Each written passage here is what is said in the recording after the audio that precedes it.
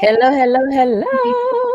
Hey, how you doing? Welcome to another episode of the Power Presence podcast.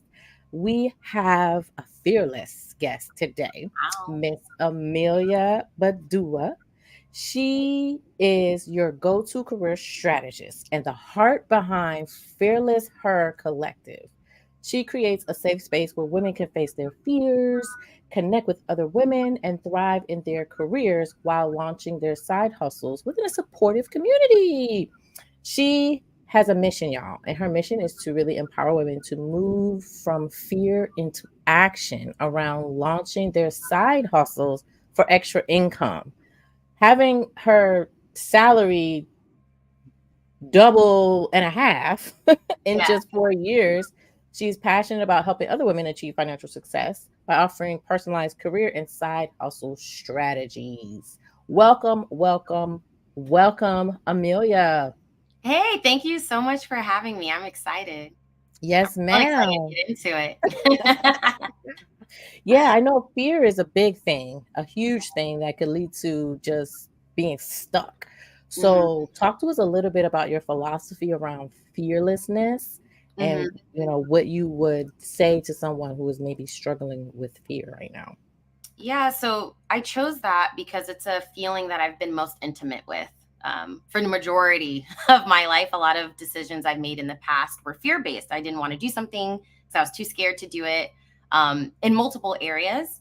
And so I finally reached a place where I'm like, I'm never going to have the life I want to have if I can't find a way to push past this thing. I'm never going to Mm, see what I want to have. And so instead of having it be something that hindered me, I said, okay, I'm scared to do this. So that's the direction I'm going. So it actually became like my driver. And as soon as I started doing those things that scared me, then I started feeling like breakthrough in certain areas. And so now my whole thing is like fear is very real and it doesn't just go away. Even when you're doing that action, it doesn't just go away. But once you complete the action, you're like, I did it. Right. And then it empowers you to keep taking more action and more steps towards whatever that goal is that you have. exactly. Yeah, yeah. I know for me, I'm terrified of a lot of things that people don't realize how fearful. It is definitely scary to put yourself out there, right? So when I was relaunching my business, getting rid of the resume writing stuff and moving into this personal branding space, I announced it to the world, right? I was like, hey, y'all, I'm not doing that. Here's what I'm doing. Here's why it's going to be great. And I was like, oh my God, what if I fail? Everybody's watching me. And it was so scary because I just felt the pressure of like, if I don't do well, everyone's going to think I'm a failure. Mm-hmm. And that kept me with a lot of anxiety. Mm-hmm. And it's like, where do So, we get that idea from? Like the idea right? that you're going to Yeah. fail, like, where does that even come from? So it's even like challenging some of the beliefs that we hold about ourselves because most of it isn't even proven. It's just things that we come up with in our heads. So I'd love to hear your story of like getting your salary to double and a half Yeah. and really like stepping out and launching your community. Like talk us through some of that and what it took to overcome your fears. Yeah, so backstory, I did not have the traditional linear college experience. I changed my major a couple of times in college. I didn't even know exactly what it was that I wanted to do. And then I became a stay-at-home mom. And so from being a stay-at-home mom, it was the fear of, oh my God, if I go back into the workplace, will I be a bad mom because I won't be able to take care of my kids the way I want to take care of my kids, right? So that was the first fear blocker I had to get over. I went into the workplace with a gap job because my husband is in the Coast Guard and we had moved away from California into Arkansas. So even with the college degree background in sales and stuff, there wasn't much opportunity for me. So I took the first opportunity that I could get, and that was a front desk admin at a special needs school. I won't even say how much I was making, but it was insanely low what I was making Mm. there. But it's there where I discovered really my passion for people. And I was really curious about how do we identify talent that comes into work out of school, out of school. And so then I reached out to some of my recruiter friends. I'm like, hey, these are the areas I'm identifying that I could be really good in. What are your thoughts? And then I picked up those additional responsibilities at that job. Then from there, we came back to California and I took an entry level HR role as a generalist. So I was able to sell myself from coming from a front desk school person to being an HR person. And so once I got there, that's when the doubling of the income happened. Because after my first year, during that year, I learned that you could negotiate, which I never knew that before that had happened. So I'm like, oh, people are negotiating. I can do that. And so I negotiated for my increase the first time. And then the second year, I transitioned over into tech. And then once I got into tech, I had received a big increase after like my first 8 months there. And then I renegotiated once I took on more responsibility. I was like, okay, I'm doing more work now, so I would like to be paid more. I didn't say it exactly in those words. Y'all don't say it exactly in those words, but that was my thought process. And so I'm like, okay, my whole idea was like, I just want to hit six figures to say I hit six figures. And then I'm going to go out and do my own business because I was side hustling that whole time too. And so, yeah, so that's exactly what ended up happening is first it was getting over the fear of being a stay-at-home mom, getting back into the career workplace, and then getting my foot in the door for HR, and then getting over the fear of negotiating, Mm-hmm. and transitioning. Like, can I get into tech? I want to get into tech. And then once being there, being like, no, actually, I deserve to have more money. I'm doing like 2 jobs, so I want more money. And then the final fear step was launching fully into entrepreneurship. So, what are the steps? Like, what is the process you had to go through to actually still move in spite of feeling the fear? Like, how did you quote unquote overcome the fear? What did you do? I'm okay. So I'm a woman of faith. So that may not be sexy for everybody, but I think for me, I'm just like, okay, I know that I'm here for a bigger purpose. And so I look towards the vision of what it is. And I'm trusting that whatever I'm going through, God is working this all together for my good and it's going to work. So each time I made those transitions, of course, I prayed about it. It wasn't something I just woke up and was like, oh, I'm going to go ahead and do this today. I prayed about it. I studied, I prepared. And then I said, what's the first step I can take? And I took it scared. And then after I took that scared, I wasn't scared of that same step anymore. So it kind of gave me the momentum to keep pushing and going. I love that. It's like my son, he's 11 and I'm like, go do this thing. And I know he's going to be like, oh, I'm scared. I can't do that. Yeah. And I'm like, do it. Go do it. Go do it now. And I kind of force him to do it. And then I'm like, so how was that? Yeah. Oh, it wasn't even that bad. Oh, yeah.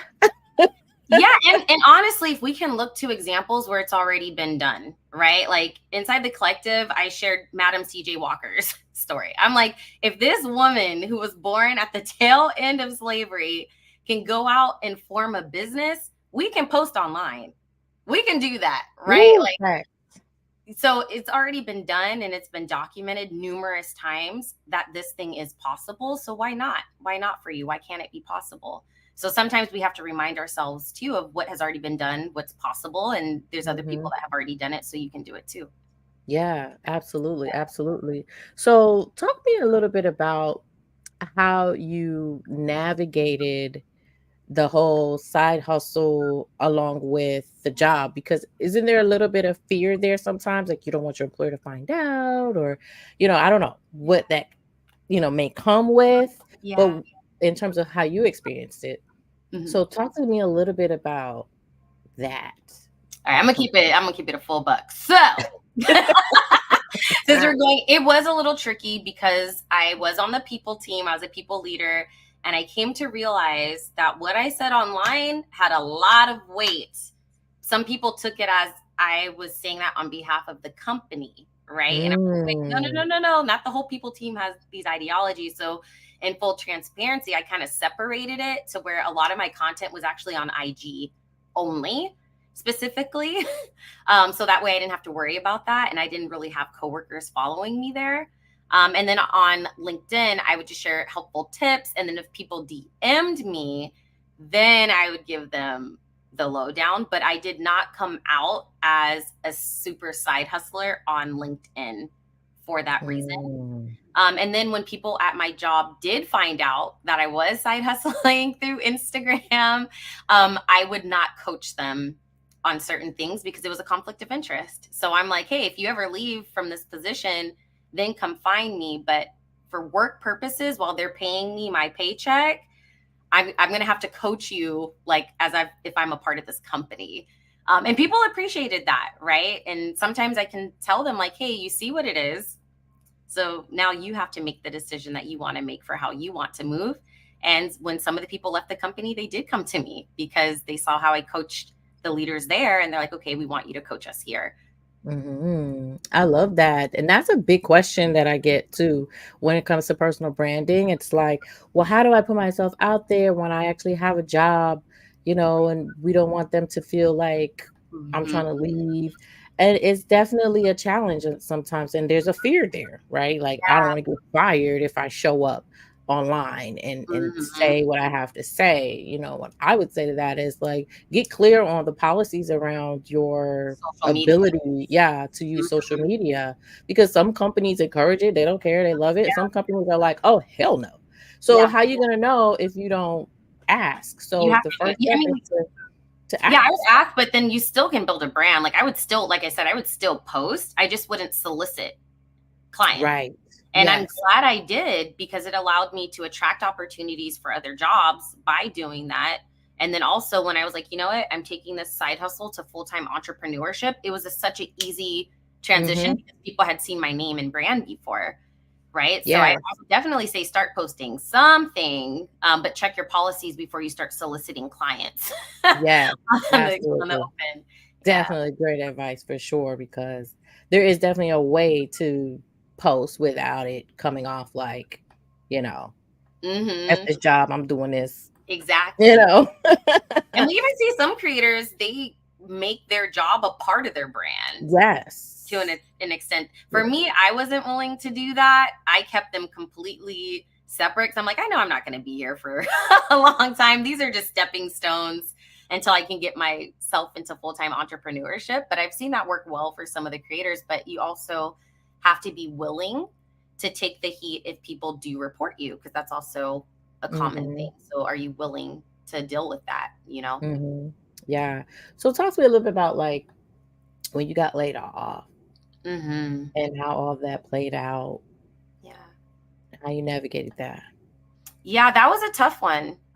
Mainly because 6 months before I got laid off, I felt like I was called to entrepreneurship. And so I put in my notice and I didn't have a backup plan.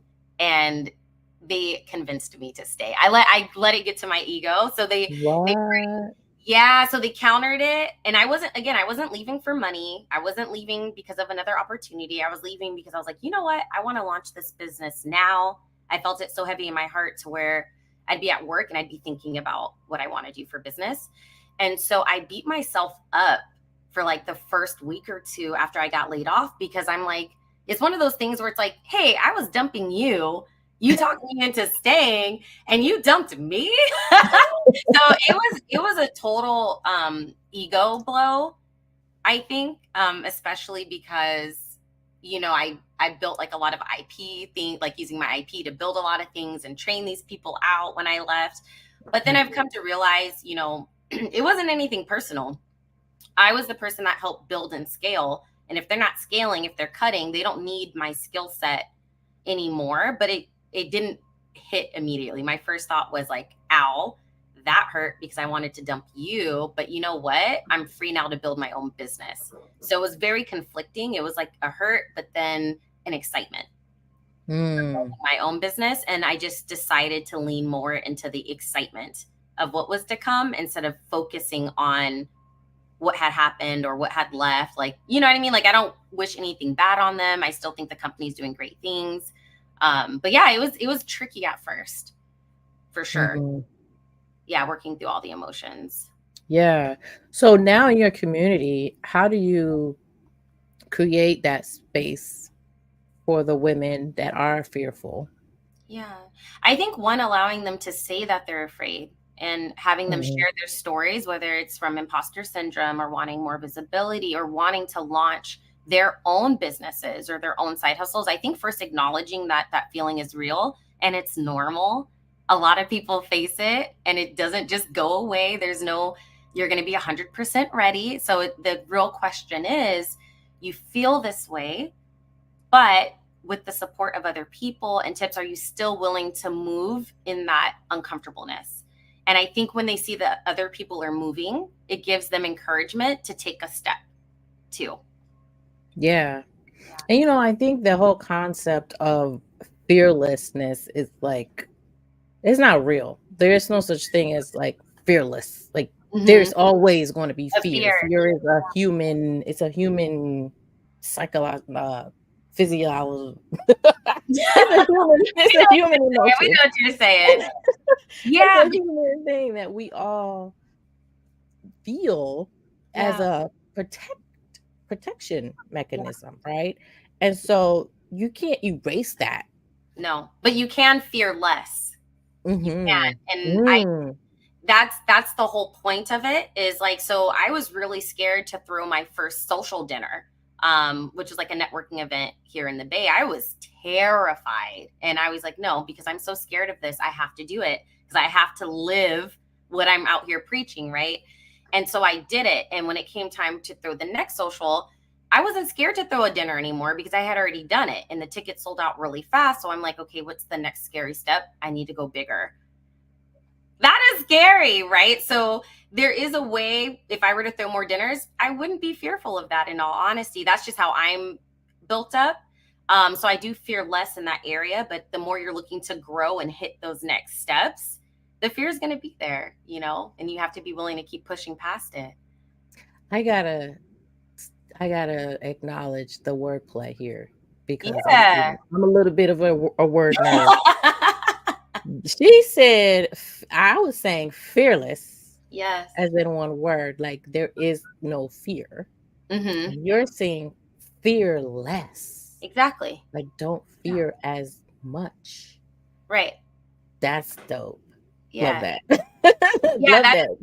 that because I think we hear fearless, fearless, oh, be fearless, and all these people we look up to, and we look at them, they're like, Mhm. oh, he's fearless, she's fearless. No, she's not. No, they're not. No, they They just feel probably the fear less. fear. Yeah. Yes, And they fear do it. less, or they feel the fear Yeah. and they do it anyway. Yes. Now, I will say a question for you.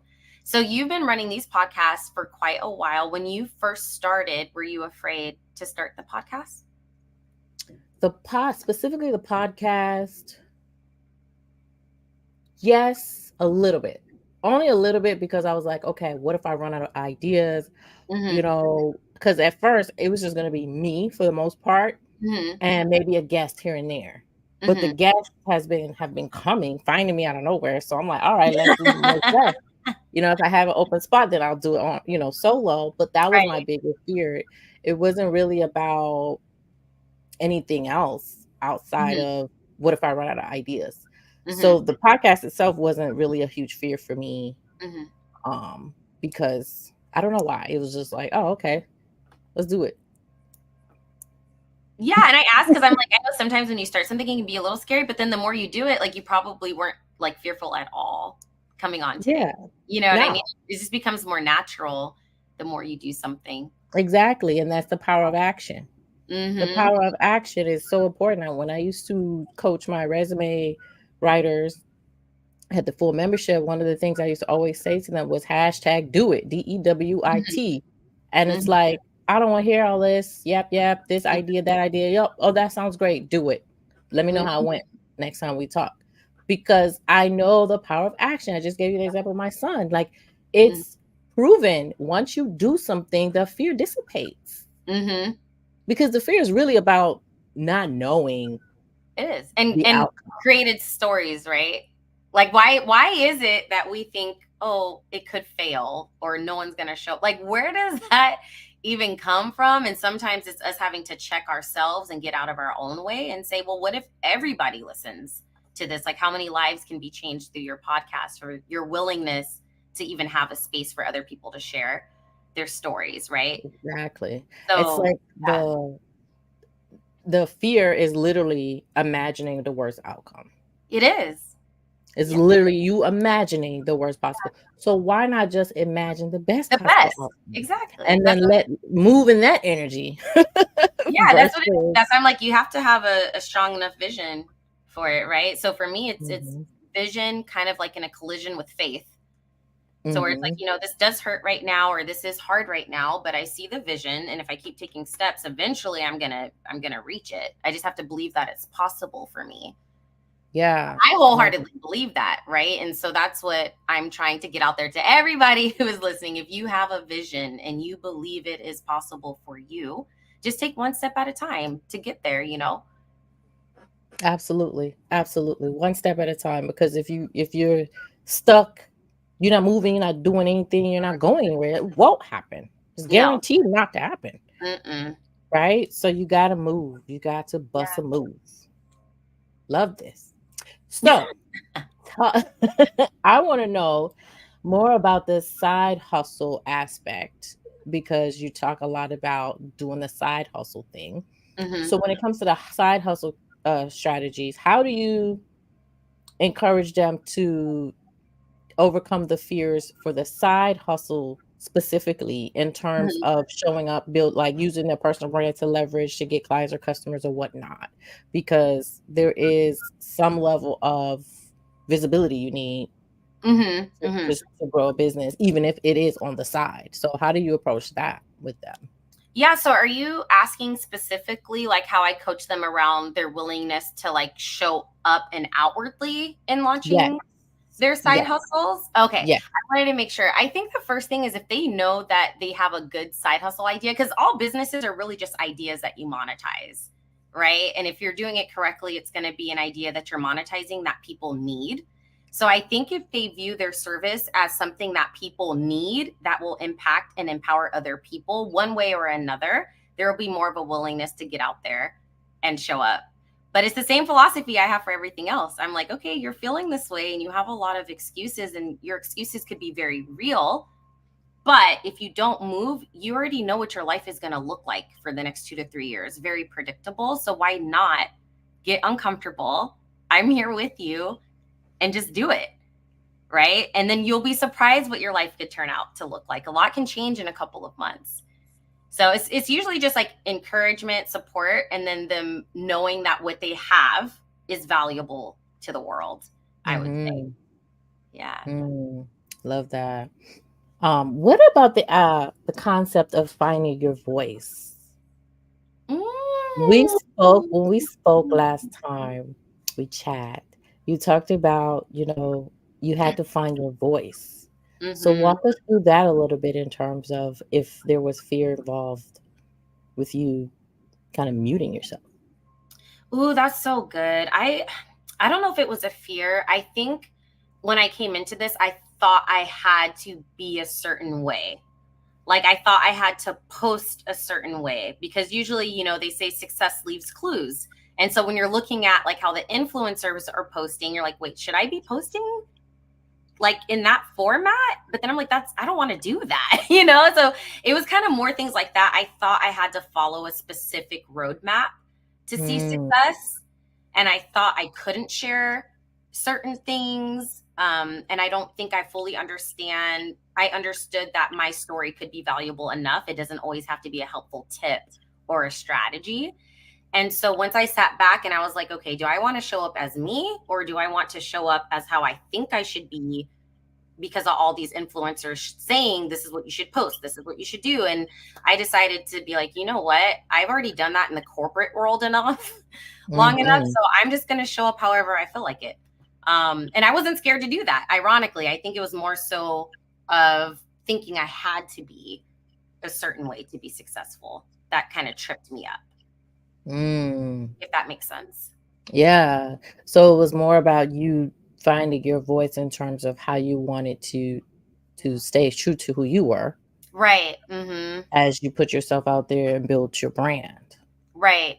Like, so how could I build it in a way that's truly me and not who I think I should be Mm-hmm. to people, or what I Who think your who people your will think coach, valuable. what your coach told you to do.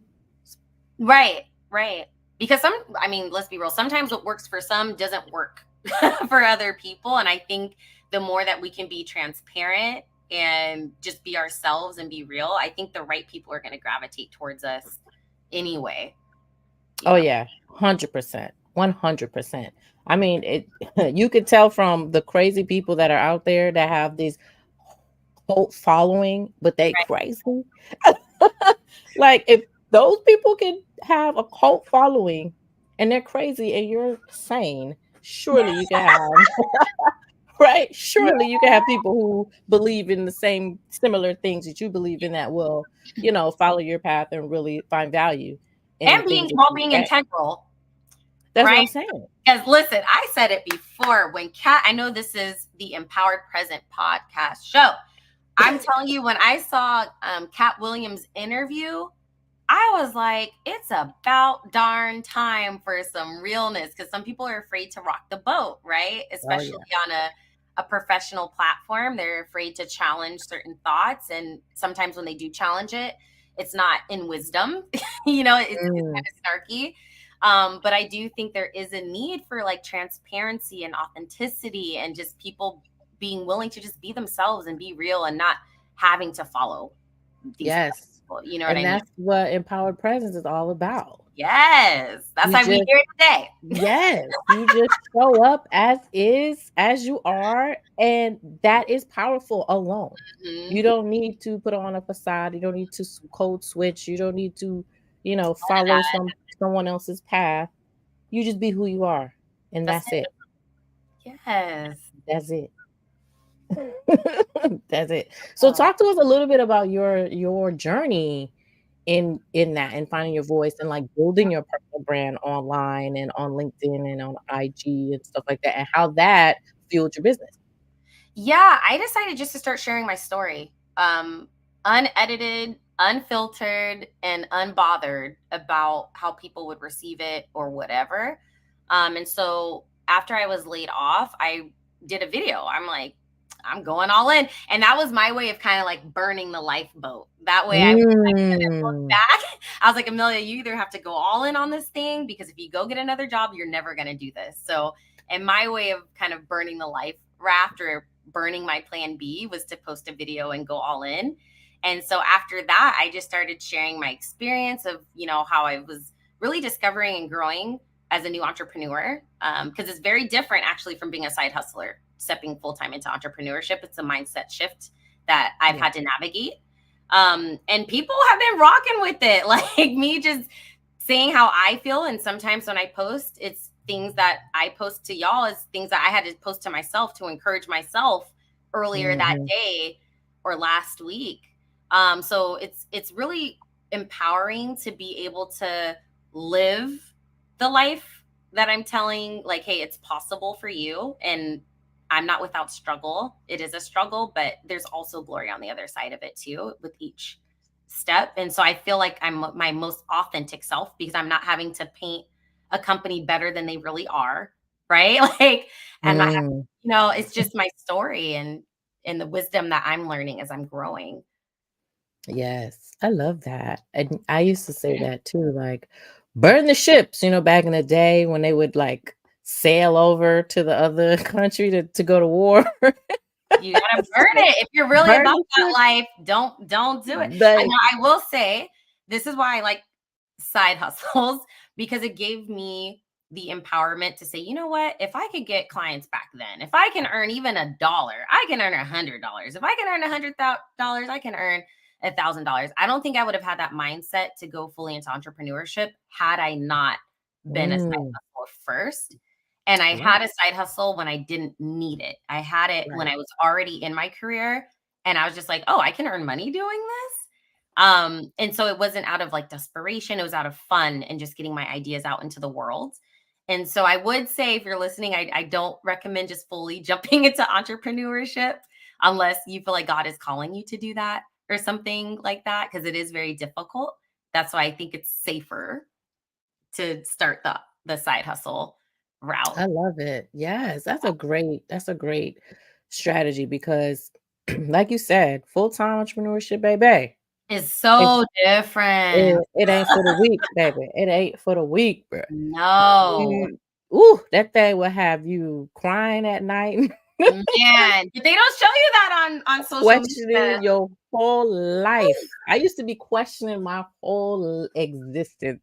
Yeah, and be wanting to quit the business every other day because it's so Yeah. hard. That's why I say, if you do not want to fight, don't get in the ring, because Mm, that's exactly what it feels like. Is, you may have doubt come hit you, then fear come and hit you, a mhm. low bill, no bill, whatever. And so if you're not willing to fight, then don't even get in the ring. Don't do it. Yeah, it's Stay definitely not corporate. for everyone. No. Yeah, definitely not for everyone, and I think a lot of people it's kinda glorified, like, "Oh, entrepreneurship, oh, business, start a Mhm. business, freedom, all these, unlimited income, da da da da da." But Mhm. it's like, at the end of the day, it's not for everybody. No, it's not. I And don't.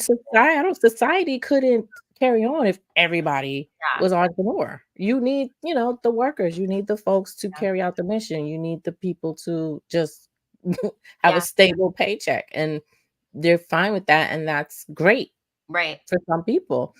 And so I love your idea of the side hustle because you kinda get to dip your toe in. Right. And if you don't like it, like, there were seasons in my side hustle, I wasn't even really doing anything with it. Right. I would go quiet and be like, okay, I'm going to focus on building this at work. And then if I wanted a couple or $100 or something, create an offer, put it out there.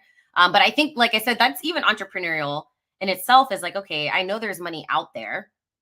There's plenty of people with money. So what can I generate? Like, what can I create that will generate the income for me? And not everyone thinks that way either. So I'm like, it's totally different mindsets Yeah. going into it. Yeah, I remember taking a Ramsey, the financial Oh, guy, Dave Ramsey. Dave Ramsey. the I took a the class beans with and rice guy. oh my goodness, I took a class, me and my husband, we first got married, we took Yeah. his class, and they were all like, "You gotta save money," and then she was like, "Oh, make sure we only use 1 Q-tip," or some dumb shit. I was like, Oh, and don't forget, "Babe, you we're gotta not give up doing your that." lattes. You gotta give up Like, your I'm like, "We're coffee. not doing that." No. Because I was trying to show my husband, like, at the end of the day, you can always generate more money, Oh, that's a whole nother subject within right? itself. Like, why Because is our first instinct, and I think Tori Dunlap said this, or Rachel Rogers said this, I can't remember. They're both women in this whole finance space. That's like, why is our first thought that we have to cut back money instead of generate yeah, the money? And in all honesty, I think that's why, when I was side hustling, it was definitely more on the career advancement side of things, like helping people with their interviews and salary negotiations. And I have still been doing some of those. I think becoming a full-time entrepreneur, though, did um, have me flip a switch. Whereas mhm, where I'm like, I think, if you have that spirit in you, every woman should know how to earn at least $1 for themselves by themselves. Because when I was laid off, I was like, if I didn't have my side hustle and I didn't want to go back to corporate, like, what would I be doing right now? mhm, Right? Like, you have a bunch of people who have been laid off to no fault of their own. And we're all pretty much at other companies' mercies of hiring us. But it's like, right, okay, if you know how to generate an additional income stream, you can provide yourself like an extra safety net for when yeah, that does happen. Right. So, yeah, yeah, I was like, "I'm not living like that, baby. mm-mm. We're not doing, oh, we only use 1 Q-tip, we share." So I'm like, I use one side, he's the other side. Right? I think he Something said, like, crazy. if you shouldn't be in a restaurant unless you're working in it or so. I said, "Who we don't even know how much life we have to live on this planet." Who wants to live like that? Yeah, yeah. No. I mean, but, Mm. at the same time, you don't wanna be too insensitive because a lot of people out here struggling, you Yeah. know? A lot of Yeah. people out here really, truly struggling financially, Yeah. and it's like, it's hard, but at the same time, can you dig yourself out of that? I think you can. You just have to know. that you can, and have faith that, okay, I can turn my life around. Yeah. And because a lot of people out here are broke and bitter, Yeah. and it's unfortunate. But anyway, we're going off all the way to the Yeah, left. I think especially in these times, it is really hard, right? Yeah. Like, even building a business, like, I've had to sacrifice. I'm not doing any trips this year, no trips out of the country this year. I'm not doing any of that. I don't get my nails done anymore. So there is a price that you have to pay to get what you want. You know what I mean? So I'm not living the same life I was living when I was working at the startup and had my side hustle. But for me, it's worth the sacrifice in the short term for the long term Right. goal. Yeah. Love it. Awesome. So I want to know more about your time as a stay-at-home mom. Oh, what do you wanna know? Well, because you said your journey from stay-at-home mom to people operations tech leader. So Yeah, how was that in terms of juggling a whole I don't you have one child, two how many kids? I have 2 now. Okay. Back then I had So 1.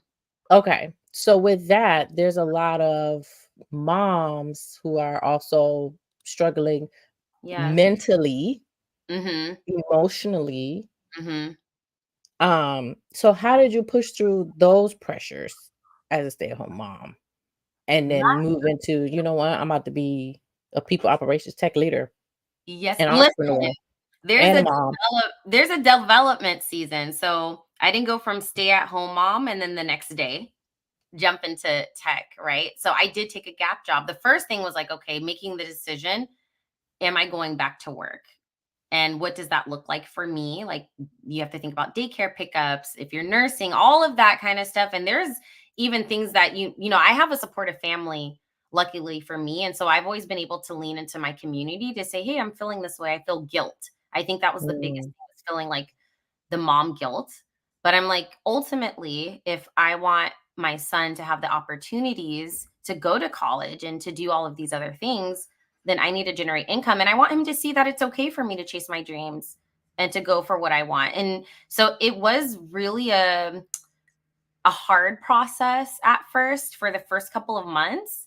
But then I was happier when I went back to work, which that may not be popular to say, but I felt like I was me again. Like, there was a piece of me that was there again. And so I felt like during that time, it allowed me, once I got home, I was fully present with him. He didn't, and he probably doesn't even remember anymore. And so I just said, after that, any job I take, I just needs to be flexible to where I can go on a field trip if I need to go on a field trip. If he is sick, I can take off and make sure he's taken care of and stuff. But I think the biggest thing I leaned into was like my community, and speaking to other moms who are already working was really, really helpful as well. Um, yeah, I think community is definitely a very, very important part of getting through struggles. mhm. It is. So And I like I love said, and that. there's a development season too, right? Like, so I Yeah. think, I was fresh out of college, and like right after I graduated college is when I took like another gap job through pregnancy, had him, stayed at home, and then went back. And so I took a gap job, right? And I know that's not what everybody wants to do, but I was willing to do it. And I actually loved it there. Yeah. I really did. I had a great team, and then I really learned what I was good at there, right? Because it wasn't Mhm. really mentally taxing at all. It was a really easy job, and so I could sit Mhm. back and be like, "Okay, what do I like? What don't I like?" It allowed me Mhm. to do the deeper introspection work, and I think it's because of that job, it gave me a leap pad to even get into HR. And then once I got into HR, I'm like, "Oh, people ops, that's my thing. I like that." Gave me a leap pad to get into tech. Mhm. So talk to me about like the balancing act, right? Because mom, full-time job, I think you mentioned a husband and a Yeah. side hustle. Mhm. How you doing this with only 24 hours in a 2 day? hours. Hey, Beyonce only has 24 hours in a day, and we I see what know. she does. Yeah, no, but like I said, there's a price you have to be willing to pay. And so for me, when I get home from work, I was really present with my family for dinner. But let's be real, when you get home from work, it's probably closer to like 5, 6, unless you have the privilege to work remotely, then even better. So I could have dinner with them, be present, help get them down for bed, go with my husband for a little bit, and then I'm working. Like, I'm working at night and I'm staying up really, really late. There's some mornings I had to wake up even earlier before I help to get the kids ready for school to work on stuff. Um, Mhm. there's weekend work that is attached to it as well. So, I mean, there's a price that you pay to own your extra business. You know what I mean? Mhm. Yeah, love that. Love it, love it, love it, love it. Now, what about the people around you and them projecting their fears Oof. onto you? How do you deal with how would you advise someone in your group or community or whoever? Yeah. How would you advise them to deal with other people's fears? Because you could be like, "Oh, I got this," and then here comes your mom or your sister or your auntie or your cousin or whoever saying, "No, no, no, that's not safe. You shouldn't do that." I dealt with all that. So I can Mhm. tell you firsthand, you cannot share everything with everybody. Mm. Some things, some your vision is for you. And so you want to start placing yourself around big thinkers. And that's exactly what I've done. So I have my friends and I have my family, and generally speaking, they're all very, very supportive. But I also do know it's more of like, let's sit back and watch how she navigates the situation type thing. And I don't share every single little detail with all of my friends. I do with my parents and like my sister and my husband because they're 100% in. But if they were Mm. like 90% in or 80% in, then I wouldn't have anything for them to share. Wow. Mm-mm. You can't, because you know what? If they could say the wrong thing at the right time and totally throw you off mission. If you're already feeling some kind of way and you're looking to a certain group of people for validation and you already want to quit and they don't validate it and they give you a plan B or give you an out, you're Mm. more likely to take the out, right? But if you're dead set, you want to get around other people who are dead set in their mission, who are going to help speak life into it and not so much risk, you know? Mm. I would say change the people around you, or safe start gatekeeping some of your information. Love that. Yeah. Ooh, that's so true. Oh my goodness. Yeah. Ooh, that hit home. Because I didn't the thing is, I have a lot of very supportive people. A lot of people believed Mhm, in me way more than I believe in myself. So I didn't mhm, really have a hard, like, "Don't do that, it's risky." But I mhm. would get those, "You Question. should why don't you get it? How's it going? You should get a job." Mhm, But people like my husband was like, mhm. "Girl," even when I was like, "I need to go get a job," he's like, "You Yes. already got a job." That's it, And build. I had never thought of it like that at that point. Right, I was right. still one foot in, one foot out. Maybe I'll try this Mm. entrepreneur thing. Maybe I'll get a job. Maybe I don't know. I don't know. And he was It's like, hard "Girl, to be committed to one if your yeah." heart is still, you know, kinda It somewhere was else. fear. It was Yeah, fear. and it's gonna be there. Like I said, building a business is really scary. And it makes you learn yourself too. It definitely Yeah, makes oh you have to face yeah. yourself. But yeah, burn the backup boat. Get around other people who are doing the same thing. That's what I would say. Yes, I love it. Awesome. So we're gonna start wrapping up. Is there anything you want to leave the people with? What message do you want them to Mm. hear from you today about fear? Yeah, I would say you can move from fear into action around whatever big idea it is that you have. I would just make sure that you have faith, a vision, and a community to support it. So get around big thinkers or people who are doing what you're doing, and it will make it much easier for you to move. Love it. Yeah. That is solid advice for sure. So if you are, looking to start a side hustle, if Yeah. you are trying to overcome some fears as it relates to business, follow Amelia on Yes. LinkedIn. She's gonna be Send me dropping a nuggets. DM. Yes, send her a message. She'll drop nuggets on your timeline. She's gonna be opening a new community soon, so maybe you can Yes. join, but connect with her because she is the epitome of really stepping out on faith in the face of fear.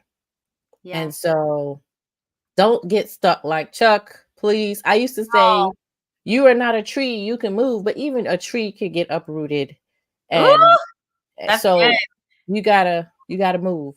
That Yeah. fear will You keep can you have the stuck in. boring life or the life, the predictable life, or you can come have fun with us and see what we can build. See what's on the other side of it. Absolutely. All right. So thank you so much, everyone. Thank you for And joining us. yes, happy self marketing.